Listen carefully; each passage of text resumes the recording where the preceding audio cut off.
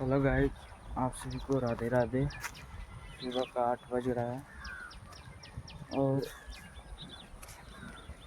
सुबह सुबह उठे हैं तो कुछ काम था कर, तो बोले कि चलिए काम कर लिया जाए क्योंकि बंडा में पानी भरा कर देखा था ये बंडा आलू खेत में एक पौधा और आलू भी रहा प्लस बंडा।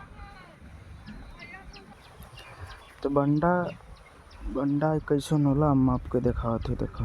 ये बंडा आए करे एम 3 गो आँख ये जमेला ऐसे कट कट के लगेला।